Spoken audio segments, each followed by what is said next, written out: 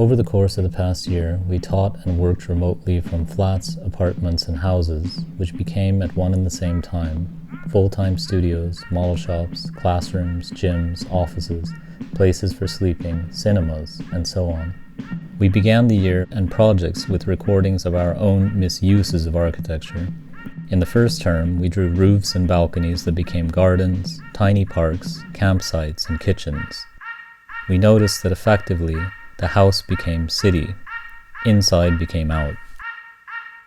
We recorded how, when we were finally allowed to venture out, we treated the exterior like our own interior. People set up almost living room-like spaces and kitchens and beds in the park. Grass and landscape became like mattresses and floors, and trees and bushes, porous roofs and walls.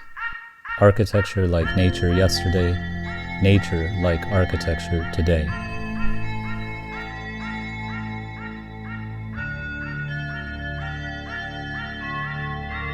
What we came to realize was that, in a seeming paradox, the dissolution of architecture, historical typologies, old modes of working and planned divisions of space only became clearer and accelerated during quarantine.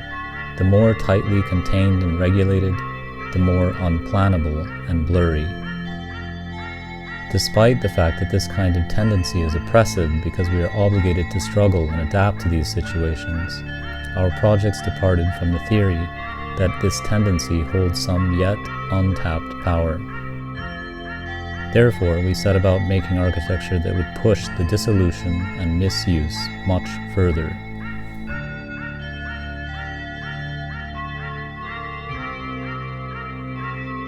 We set about amplifying architecture towards a city without houses, a house without rooms, and a room without walls.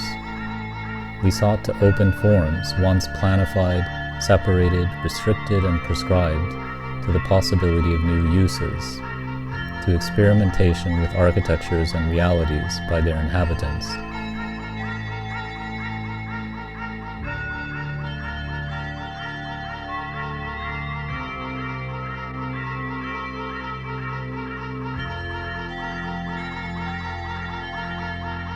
Any free community in life can never be designed, but must have a platform from which its thousand little becomings can unfold.